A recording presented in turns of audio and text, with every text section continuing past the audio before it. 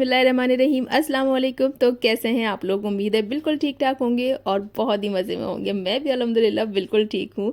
तो वही हो गई सारी शादियाँ पूरी और वापस आ गए हम अपने घर और वही बैक टू रूटीन।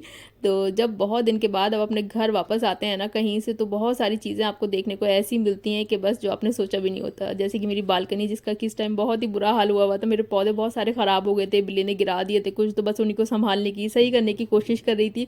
और मेरा पूरा घर, जिसको मैं संभालने की और सही करने की कोशिश कर रही थी कि मतलब आप इतने दिन के लिए जब कहीं जाते हैं ना, तो वापस आने के बाद जो घर की हालत आपको देखने को मिलती है ना, तो लग ही नहीं रहा था कि ये हमारा ही घर है। मतलब मुझे तो आने के फ़ौरन बाद कुछ घर ही ना अलग अलग सा लगता है, लगता ही नहीं है कि वही घर है मेरा घर, जिसको मैं छोड़ कर गई थी। वाकई मतलब ऐसी हालत हुई भी होती है ना कि कुछ तो हम लोग फैला के जाते हैं, जब जाते हैं तो कुछ चीज़ें छोड़ कर चले जाते हैं और फैलाकर, और बाकी कसर जो है वो हस्बैंड पूरी कर देते हैं जो घर में रहते हैं उस टाइम।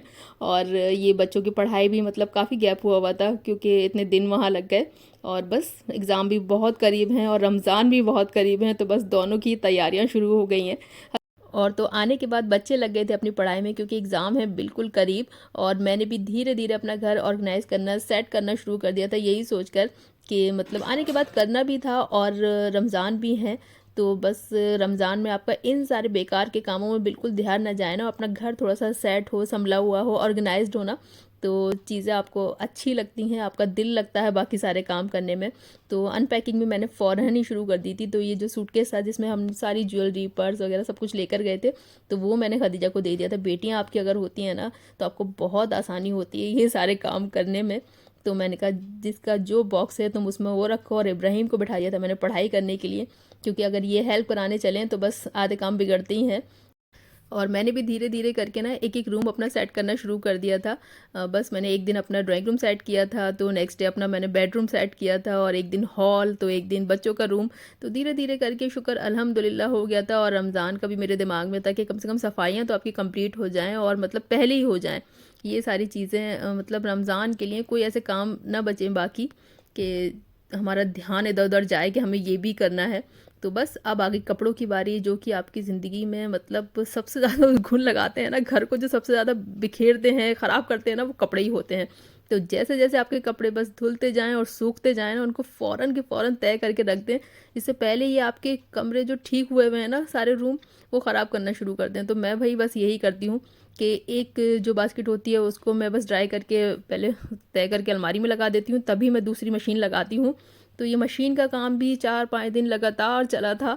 और बाकी कहीं जाने के बाद कपड़ों का जो हाल होता है ना, वो तो बस और भी बहुत सारी चीज़ें हैं जो आपकी डिस्टर्ब हुई हुई होती हैं, जैसे आपका खाना पीना, आपका रूटीन, आपके खाने का रूटीन, मतलब सब कुछ ही ऊपर नीचे हुआ था। क्योंकि सारा कुछ आप अपने हिसाब से तो नहीं कर सकते, आप जहाँ गए हैं तो सारी चीज़ें वहाँ के हिसाब से मैनेज करनी होंगी ना आपको, और यही सही तरीका भी है, इसमें कोई गलत बात भी नहीं है। तो बस सबसे पहले मैंने अपना जो जार था जैगरी पाउडर वाला, वो भरा, क्योंकि इतने दिन से चीनी वाली चाय पी पी के ना, तो मुझे बस लग रहा था कि बस बहुत हो गई चीनी, क्योंकि मैंने काफ़ी टाइम से चीनी को ना थोड़ा सा कर रखा है साइड पे। कभी कभी मतलब मैं चीनी वाली चाय पी लेती हूँ, लेकिन मैं अब जैगरी पाउडर वाली ही कोशिश करती हूँ कि मैं चाय पीऊँ और चीनी का जितना हो सके कम यूज़ करूँ। लेकिन बस जिस दिन मीठा बन जाता है या कुछ और ऐसी चीज़ आ जाती, तो फिर हम भूल जाते हैं कि चीनी को तो हमने काफ़ी दिन से छोड़ रखा है। लेकिन खैर, कभी कभी तो सब कुछ चलता है, ऐसा कोई हार्ड एंड फास्ट रूल ज़िंदगी में नहीं होना चाहिए कि हम ये बिल्कुल खाते ही नहीं हैं या पीते ही नहीं हैं। ऐसा कुछ नहीं है, वक्त के साथ और हालात के साथ सारी चीज़ों में एडजस्ट हो जाना चाहिए। और बस सब्जियां भी फ्रिज में बिल्कुल ख़त्म हुई हुई थी, कुछ भी नहीं थी, तो सारी सब्जियां मैंने मंगा ली थी। और बस एक एक करके सारी चीज़ें जो है अब सेट होती चली जाएंगी अल्हम्दुलिल्लाह। और रमज़ान भी है, रमज़ान को ध्यान में रख के ही आपने सारे काम करने हैं अपने। अच्छा, मैं यूट्यूब पे देख रही थी कि मतलब यूट्यूब पे ना लोगों ने रमज़ान की तैयारी बड़ी ज़ोरों शोरों से शुरू कर रखी है। मतलब अभी से फ्रोज़न फूड बनाना और लहसुन अदरक पीसना और ये पेस्ट और ये तैयारी, ये कटिंग चॉपिंग।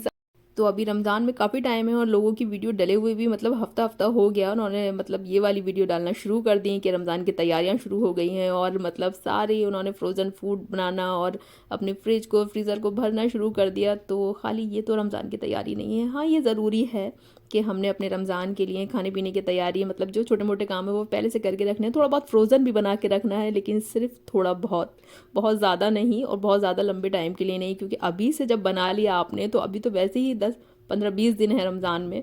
और तो लोगों ने तो हफ्ते पहले वीडियो भी डालना शुरू कर दी कि उन्होंने फ्रीज़ करना शुरू कर दिया है। तो ये तो तरीका नहीं होना चाहिए, जो आपकी सेहत के लिए भी अच्छा नहीं है। और उसको मतलब अभी से आपने इस चीज़ की तैयारी पे इतना ज़्यादा ध्यान देना शुरू कर दिया कि जो असल रमज़ान का मकसद है कहीं ना वो हमारे दिमाग से निकल जाए।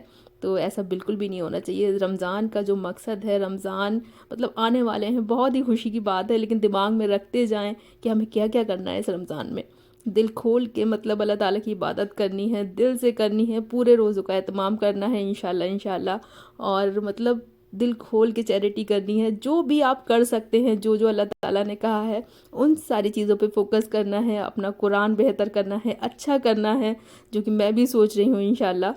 बहुत सारी छोटी छोटी दुआएं हैं, सूरतें हैं जो बहुत सारी हमें हिफ्ज़ नहीं होती हैं। तो इस बार रमज़ान से पहले ये तैयारी शुरू कर दें कि नहीं, इस बार हमने ये सूरत जो हमें याद नहीं है, ये दुआ जो हमें याद नहीं है, ये भी हम हिफ्ज़ कर लेंगे, याद कर लेंगे। बहुत सारी रमज़ान की छोटी छोटी चीज़ें ऐसी हैं ना कि जिसको अपनी मतलब नीयत में रखना है, अपने दिल में रखना है और उसको सही तरीके से करना है। तो उसका एहतमाम, उसको दिमाग में रखना, दिल में रखना शुरू अभी से कर देना, तो वो रमज़ान की तैयारी होगी इंशाल्लाह। तो और ये ऐसा नहीं है कि ये खाना पीना बनाना और ये मतलब फ्रोज़न बनाना ये सब गलत है। और घर में मतलब रमज़ान की तैयारी, रमज़ान की रौनक ही अलग होती है। जब रमज़ान का सामान आना शुरू होता है, घर में ग्रॉसरी आना शुरू होती है, वो खुशियाँ, वो तैयारी वो अलग ही होती है। वो एक अलग चीज़ है, वो भी करना है, वो भी ज़रूरी है। लेकिन जो असल मकसद है, जो ज़्यादा ज़रूरी है, शॉपिंग को साइड पे रख के, बाज़ारों को साइड पे रख के, मतलब सारी चीज़ों को ध्यान में रख के तो हमें रमज़ान का वेलकम करना है, तैयारी करनी है इंशाल्लाह अज़ीज़। और इतनी सारी बातों में ना मेरी रेसिपी जल्दी जल्दी जल्दी जल्दी से भाग गई। तो आप लोग देख रहे होंगे कि मेरे किचन में आज ये क्या बन रहा है। तो इनमें ये जो रेसिपी बन रही है ये मेरी रेसिपी नहीं है, ये मेरे मतलब जो 4th फ्लोर पे मेरी आपी रहती है ना, उनके यहाँ की रेसिपी है। और वो लखनऊ के हैं लोग, और उनकी तरफ ये चीज़ बहुत बनती है। ये क्या है, ये है चावल का आटा, और जिसको बस हल्का नीम गर्म पानी से मैंने गूंद लिया था। और उसमें ये हम जो अंदर फिल कर रहे हैं ना, और ये हाथ से बनाए जाते हैं। तो मैं तो भाई हाथ से बनाने वाली नहीं थी, तो मैंने जो ढक्कन से कट करके ना गोल गोल करके निकाल लिया। और इसके अंदर जो ये फिल कर रहे हैं ना, ये है उड़द की दाल और चने की दाल, दोनों को मतलब बराबर ले लिया था, भिगो दिया था और बस पीस लिया था। और उसमें मिलाया है हमने हरी मिर्च, हरा धनिया और ज़ीरा और नमक, सिर्फ ये मिलाया है। जो थोड़ी सी ग्रीन ग्रीन दिख रही है ना आपको, तो हरी मिर्च हरा धनिया की वजह से। और उड़द की दाल है और चने की दाल है। तो उड़द की दाल आप छिलके वाली भी ले सकते हैं, बिना छिलके वाली भी ले सकते हैं, मैंने बिना छिलके वाली ली थी। और इतने ज़बरदस्त ये बनते हैं ना। और चावल के आटे में कुछ नहीं है, सिर्फ नमक है हल्का सा, और पानी डाल के ना उसको आटा गूंद लिया है। उसके बाद ये गोल गोल गोल टिकिया बना ली, जैसे टिकिया बनती हैं। और उसमें ये थोड़ा सा जो बैटर है दाल वाला वो रखा, उसका कुछ मोमोज टाइप का ये शेप बनाया, देसी मोमोज समझ लें आप।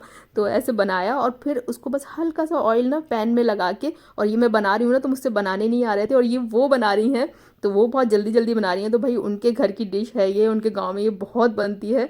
तो वो बहुत अच्छे शेप के बनाई थी, मुझे नहीं आ रहे थे बनाना, अभी इतने संभाल के मैं बना रही थी, लेकिन खैर मैंने भी बना लिए थे अच्छे खासे। और ये मेरे बच्चों को हैं बहुत पसंद। तो जब भी बस ऊपर वाली आंटी ये बनाती हैं, बच्चे करते हैं इंतज़ार, और वो बेचारी मतलब इतने सारे बच्चों को भेजती हैं ना। तो मैंने कहा कि चलिए आप मुझे बताइए और फिर मैं भी बनाऊंगी अपने घर में। तो आज ये मैंने रायता ना अपने घर में फैला लिया था। तो वो बेचारी फिर खुद ही आई थी मुझे बताने के लिए कि मतलब फिर पूरा नहीं समझ में आता ना, किसी और की रेसिपी होती है तो आपने समझ में नहीं आता आपको, अच्छा ये बन हो क्या रहा है। फिर उसके बाद हमने पैन में थोड़ा सा ऑयल लगाया, सरसों का ऑयल। उसके बाद इसको ना उल्टा कर करके ना रख दिया था, बहुत हल्का सा ऑयल लगाया था। उसके बाद जो कोई ढक्कन आपने ढकना है ना, तो ऐसा कवर करना है उसको कि पूरे अच्छी तरह कवर हो जाए।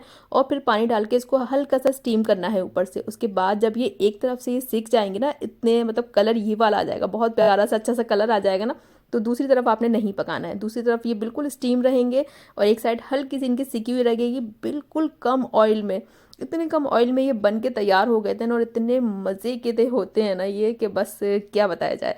और उसके बाद बनाई थी हमने हरे धनिया, हरी मिर्च और नींबू वाली चटनी, तो जो इसके साथ बहुत अच्छी लग रही थी। इधर साइड पे बन रही है हमारी तो बस चाय और ये देसी वाले मोमोज। बच्चों को तो आज इतना मज़ा आ गया कि ना मतलब रात का डिनर फिर बच्चों ने छोड़ ही दिया, जो बचे थे उनको दोबारा माइक्रोवेव करके उन्होंने रात में खाए। बच्चों को इतने ज़्यादा पसंद है। और बाकी आप लोग ट्राई करिएगा, बहुत अच्छी डिश है, बहुत ज़बरदस्त बनते हैं और बहुत जल्दी बन जाते हैं। अगर आप ढक्कन से काट काट के बनाएंगे ना, कि अगर वो हाथ से, जो इसका पूरा सही तरीका है कि हाथ से टिकिया बनानी है छोटी छोटी, तो उसमें लगता है बहुत टाइम। लेकिन आप ढक्कन से काटो गोल सा और उसमें रखो ये फिलिंग। और अगर आप ये बना के रख लो फिलिंग जो है उसकी, तो तो काफ़ी दिन चल भी जाती है, ऐसा नहीं है कि आप 5-6 दिन तक इसको आराम से बना के रख सकते हैं। और फिर लेकिन आटा जो है ना चावल वाला, वो आपको फ़ौरन ही गूँदना होता है, क्योंकि वो थोड़ा सा हार्ड होता है और उसको ना फ़ौरन ही आपने गूँदना होता है, बहुत जल्दी गूँज जाता है, उसमें कुछ ऐसा नहीं है। और बस ये थोड़े से है कि दाल वाल भिगोनी होती है, और ये बस इतने मज़े के ये तैयार हुए थे ना, तो मैंने कहा चलो आपके साथ शेयर करती हूँ। और पूरी रेसिपी तो मैं शूट नहीं कर पाई, जब मैंने दाल भिगोई उसमें क्या मिलाया, क्योंकि मैं सोच रही थी कि मैं इसको शूट करूँगी, फर्स्ट टाइम मैं बना रही हूँ, लेकिन फर्स्ट टाइम में ही ये इतने ज़बरदस्त बने थे ना, तो एंड की ये कुछ क्लिप्स मैंने ले लिए थे, तो आपसे शेयर कर दी। रेसिपी पूरी मैंने बता दी है, तो ट्राई ज़रूर करिएगा इस रमज़ान में। तो ये है अब नेक्स्ट डे, जब बच्चे मेरे स्कूल गए थे, तो बच्चों को लेने में स्कूल से गई थी, तो वहाँ से लौटते में ना ये ऑर्गेनाइज़र मुझे दिख गए थे शॉप पे, तो वो मैं देखने चली गई थी, क्योंकि मुझे इस तरह के 1-2 ऑर्गेनाइज़र देखने भी थे, क्योंकि सामान के लिए मुझे ज़रूरत पड़ रही थी। तो यहाँ पे बहुत अच्छा इनके पास कलेक्शन आया हुआ था, और ये वो शॉप है जो मतलब मेरे बिल्कुल घर के बाहर है, और इनके काफ़ी अच्छी चीज़ें आती रहती हैं और मैं देखती रहती हूँ। तो एक मेरी फ्रेंड को ना ये बाल्टी भी चाहिए हुई थी, तो उसने कहा था कि तुम मेरी ले आना, क्योंकि मैं जा रही थी बच्चों को लेने के लिए। मैंने कहा चलो तुम्हें ले आऊँगी, तो उसकी तो मैं एक बाल्टी लाई, बाकी अपना फालतू का सामान भी ले आई साथ में, तो जो कि हमेशा होता है मेरे साथ।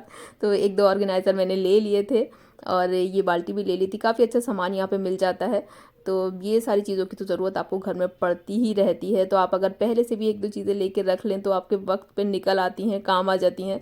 तो बस ये थोड़ी बहुत शॉपिंग मैंने की थी। अच्छा, मुझे रमज़ान के लिए ना एक छोटा सा ऐसा डिनर सेट भी देखना था, कि जिसमें सारी प्लेटें हैं, जो बाउल हैं, वो एक तरह के मुझे मिल जाएँ, लेकिन ऐसा मुझे मिल नहीं रहा था। प्लेट्स अलग मिल रही थी, बाउल अलग मिल रहे थे, और अगर प्रॉपर पूरा डिनर सेट खरीदो तो वो पूरा एक डिनर सेट आ रहा था, जो कि बहुत बड़ा था। इतना बड़ा मुझे चाहिए नहीं था।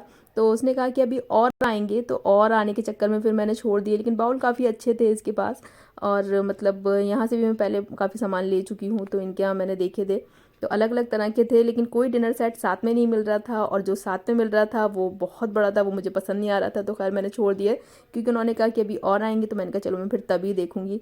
तो बस कुछ नहीं लिया वहाँ से, लेकिन ये 2 मग ले लिए मैंने, जो कि मैं हमेशा ही करती हूँ, कि जब कुछ भी नहीं लेती तो मैं 2 मग बच्चों के लिए आती हूँ, 2 अपने ले आती हूँ। एक छोटा सा प्लेटर था, ये ले लिया था मैंने। एक ये बास्केट वाला ऑर्गेनाइज़र था, ये मेरे यहाँ पहले भी है, और ये बहुत काम आते हैं बच्चों की बुक्स रखने में, जनामाज़ रखने में, तो ये ले लिया था मैंने। 2 ऑर्गेनाइज़र ये ले लिए थे मैंने अपने वार्डरोब में रखने के लिए। इसमें छोटी मोटी चीज़ें आप रख दें तो मतलब एक जगह मिल जाती हैं। तो बस यहीं तक था आज का मेरा ये छोटा सा व्लॉग, जिसमें आपकी रमज़ान की तैयारी क्या होना चाहिए, क्या है असल में रमज़ान की तैयारी, वो थोड़ा सा शेयर किया है। एक अच्छी सी रेसिपी शेयर की, और एक छोटी सी मैंने अपनी शॉपिंग भी शेयर कर दी।